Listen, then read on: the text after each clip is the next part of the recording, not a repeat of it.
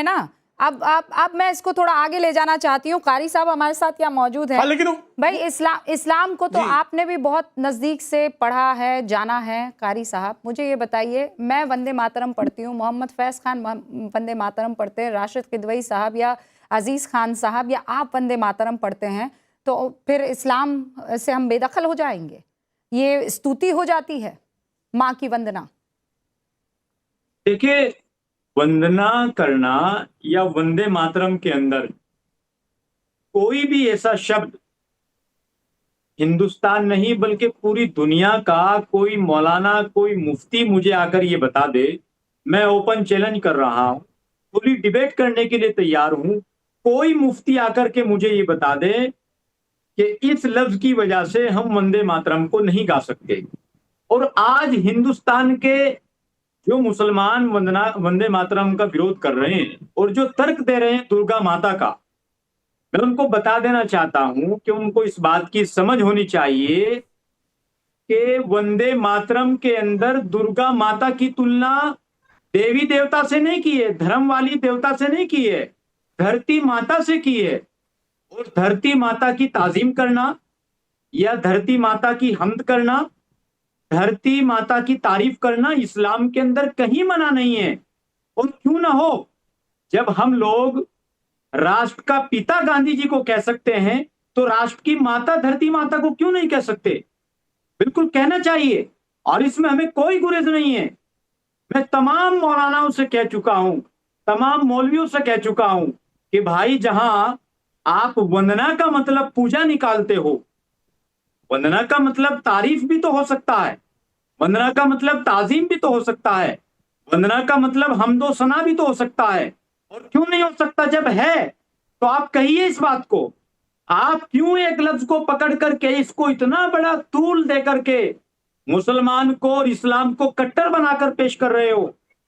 आप क्यों वंदना की तुलना पूजा से कर रहे हो?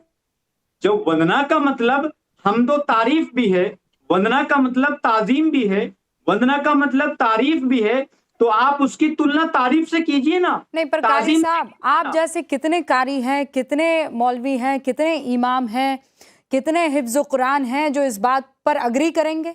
आप यहाँ कह रहे हैं कि इसका मतलब तो हम्द भी हो सकता है ना, लेकिन अजीज खान साहब यहाँ बैठे हुए हैं, वो तो, अरे मैं कह रही हूँ अजीज खान साहब अग्री करते हैं आप कारी अबरार जमाल से?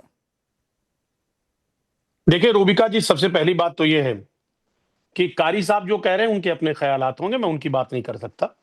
लेकिन एक बात आप जानिए कि जिस तरह वंदे मातरम के, सुनिए कारी साहब, सुनिए, आप इनको रोकिए भाई, कारी साहब थोड़ी लिख रहा हूं, एक मिनट प्लीज।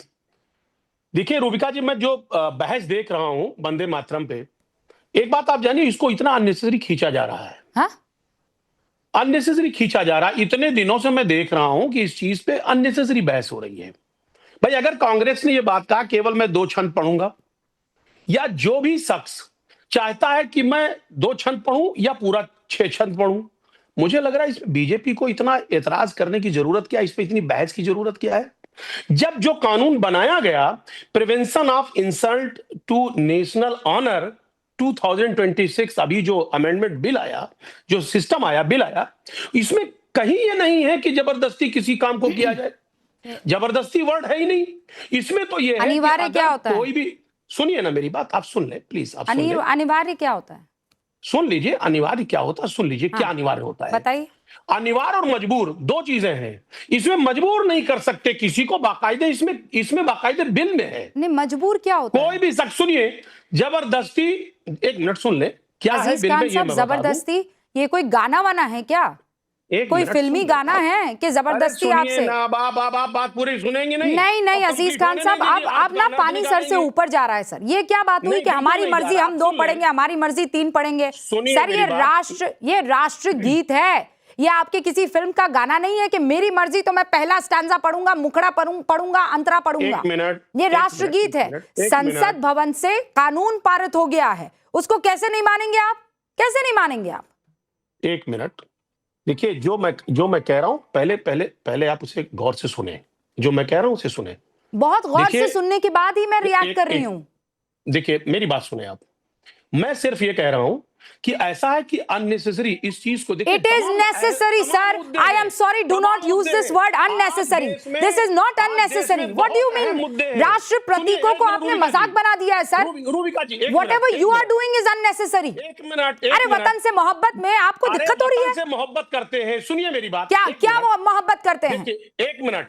दुनिया भर के जिना करने में हमको कोई दिक्कत नहीं होगी, दुनिया भर की के पाप करने में हमें कोई दिक्कत नहीं होगी सर, लेकिन हम लोग वंदे मातरम पढ़ने में हमारा इस्लाम खतरे में आ जाएगा. बीजेपी इस मुद्दे को लाके, आप मुझे बस ये बताइए सर, यहाँ पर इस्लाम कैसे खतरे में आ जाता है? इस्लाम तब खतरे में क्यों नहीं आता जब इंसानियत को आप शर्मसार करने पर आमदा हो जाते हैं? इस्लाम तब खतरे में क्यों नहीं आता है जब किसी औरत को ट्रिपल तलाक के बिद्दत दे देते हैं? इस्लाम तब खतरे में क्यों नहीं आता है जब वक्फ को लेकर तमाम तरीके के भ्रष्टाचार किए जाते हैं?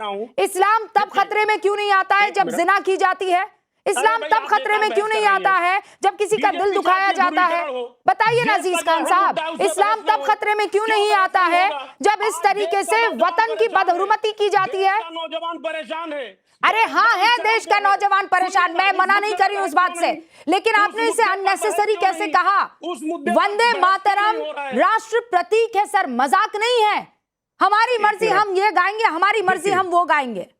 देखिए मैं कह रहा हूं अननेसेसरी इस चीज को इतना हाइप देना, वंदे मातरम आप को हाइप दे रहे हैं. आप गालिब छह किसने रोका था आपको? मोहम्मद फैज खान साहब. It is unnecessary is what is said. Mohammad Faiz Khan. Okay, 3 और मेहमान मेरे बचते हैं, फिर मैं डिबेट ओपन करूंगी. मोहम्मद फैज खान जी, बिल्कुल ये गलत बात कह रहे हैं कि अननेसेसरी नहीं है भैया, ये आवश्यक है और अनिवार्य है. और देश पहले की धर्म पहले. आदरणीय रूपिका जी, रामायण में लिखा अपि स्वर्णमयी लंका नमे लक्ष्मण रोचते जननी जन्मभूमिश्च स्वर्गादपि गरीयसी. जननी और जन्मभूमि स्वर्ग से भी महान है. और कुरान शरीफ में लिखा हुआ है उम्मुल कुरा, पैगंबर हजरत मोहम्मद सल्लल्लाहु अलैहि वसल्लम की जन्मभूमि को सभी शहरों की मां कहा गया है. यानी रामायण में भी और कुरान में भी मादरे वतन की इज्जत और अजमत बताई गई है. इसलिए हमारे लिए वतन पहले है और धर्म पहले कि देश पहले. रामायण में वतन की इज्जत नहीं बताई गई होती और कुरान शरीफ में भी नहीं बताई गई होती, तब भी हमारे लिए मादरे वतन हिंदुस्तान ही पहले होता. एक बात समझ लेनी चाहिए.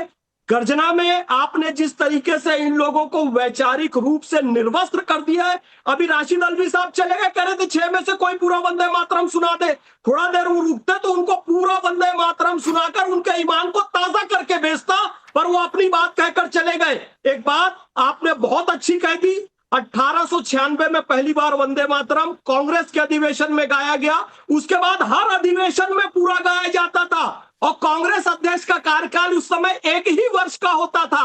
यानी जो अध्यक्षता करेगा अगले साल तक वही रहेगा. और अध्यक्ष नहीं भी होते थे मुस्लिम, तो दर्जनों मुस्लिम सदस्य वहां पर बैठे होते थे जो पूरा वंदे मातरम गाते थे. तो उन लोगों को कोई आपत्ति नहीं. आज आपत्ति क्यों की जा रही है, ये बड़ी सोचने वाली बात है. ओके, आदरणीय रूबिका जी. जी जी फैज खान साहब, मैं ये कह रही हूँ बस 2 और मेरे मेहमान कब से इंतजार कर रहे हैं, वो ओपनिंग करें और उसके बाद मैं डिबेट ओपन करूंगी. राशिद किदवई साहब, अननेसेसरी है ये?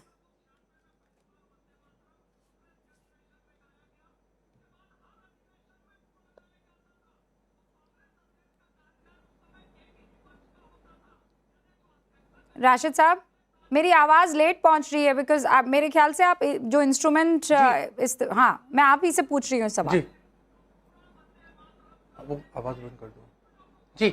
रूबिका, देखिए ये बहस इस तरह के बेमानी है क्योंकि जो भी कांग्रेस पार्टी को या विपक्ष को इसके बारे में कहना चाहिए था, वंदे मातरम के बारे में उनकी जो भी उनकी धारणा थी या जो उनका पॉइंट ऑफ व्यू था, उसको उन्हें जब संसद में ये बिल आया था उस समय उसको वहां के ऊपर उसके डिबेट का चर्चा में हिस्सा लेना चाहिए था. वहां तो वॉकआउट हो गया. अब संसद के बाहर जो है इसकी बहस हो रही है. दूसरी बात देखिए, इसको धर्म विशेष से और किसी समुदाय से जोड़ना मुझे लगता है उचित नहीं है. ये एक राष्ट्र के मर्यादा और गौरव की बात है, तो उसको राष्ट्रवाद से जरूर जोड़ा जा सकता है. और जो आदमी 2 स्टांजा पढ़ रहा है, 2 छंद पढ़ रहा है, 6 पंथ पढ़ रहा है, इससे कोई मतलब नहीं पड़ता. किसी व्यक्ति की किसी की जो धार्मिक आस्था होती है उससे उसको ऊपर कोई फर्क नहीं पड़ता. बढ़ता। हमारे देश में तरह तरह की धार्मिक मान्यताएं हैं और धारणाएं हैं, उनका सब लोग अपनी अपनी निजी जीवन में पालन करते हैं। कोई आस्तिक है, कोई नास्तिक है, इसको फर्क नहीं पड़ता। देखिए, जो इंडियन स्टेट है रूबिका, वो इंडियन स्टेट सेकुलर है, उसका कोई धर्म नहीं है। हाँ। तो उसको किसी भी वर्ग को वो इस तरह से बाध्य नहीं कर सकता कि आप धर्म विशेष की को प्राथमिकता दें। तो ये पॉइंट हमें समझना चाहिए। भाजपा का भी आप अगर आप उनका पहला पेज देखिए जो उन्होंने उनके संविधान में, वो भी उसकी बात करते हैं जैसे भारत के संविधान में सेकुलर शब्द का इस्तेमाल हुआ है, उसी तरीके से भाजपा के उसमें भी गांधीयन सोशलिज्म और पॉजिटिव सेकुलरिज्म का शब्द इस्तेमाल हुआ है कि किसी के अपीजमेंट टुवर्ड्स नन, सबको एक तरीके से रहने का भाव होना चाहिए। अब इसको राजनीतिक दृष्टिकोण से जोड़ा जा रहा है। कुछ लोग कह रहे हैं गोल पोस्ट शिफ्ट करने का प्रयास है। जो युवाओं में अभी हमने जंतर मंतर में बेचैनी देखी, जो इस तरह का एक विद्रोह या गम और गुस्सा था, उससे डाइवर्ट करने के लिए धर्म विशेष को बीच में खींचा जा रहा है ताकि जो मौलवी और वो तमाम लोग इस तरह की बातें करें और उससे जो है एक तरीके का राजनीतिक नैरेटिव बने। उत्तर प्रदेश के चुनाव आने वाले हैं, ओवैसी साहब हैं, तमाम तरह की बातें होती हैं। लेकिन देखिए, राष्ट्र की जड़ें बहुत मजबूत है इन सब के ऊपर। और जैसा पहले भी वक्ताओं ने कहा है, जो बात आप कह रहे हैं किदवई साहब, ये आप कह रहे हैं कि ये माहौल बनाने की कोशिश हो रही है, पर ये माहौल बना कहां से? ना सोनिया गांधी इस तरीके के इशारे करती वंदे मातरम जब वहां पर पढ़ा जा रहा था या गाया जा रहा था, ना उसके बाद केसी वेणुगोपाल ये जवाब देते कि हम तो पढ़ेंगे ही नहीं, हम तो 2 ही स्टैंजा पढ़ेंगे। तो माहौल किसने बनाया?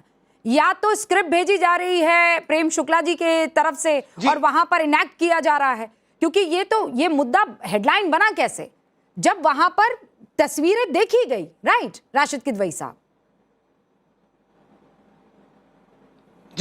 जी रूबिका, आपने ये बड़ा अच्छा प्रश्न किया और उसका कांग्रेस को जवाब देना चाहिए। देखिए, मैंने फिर कहा, कांग्रेस को इसके बारे में अगर कोई आपत्ति थी तो उसको संसद में जब बिल के ऊपर डिस्कशन हुआ था, बिल पेश हुआ था और पास हो रहा था, उस समय ये सब चीजें लानी चाहिए थी। लेकिन देखिए, जो भाजपा जो इतनी मतलब उसकी बात करती है कि वो सिर्फ राष्ट्रवाद से जुड़ी हुई है और उसके ऊपर कोई उसमें राजनीति नहीं है। मैंने अमित शाह जी का भी बयान सुना जो वो कह रहे हैं कि 1937 में ये मुस्लिम लीग के दबाव में हुआ। ये देखिए बिल्कुल अनुचित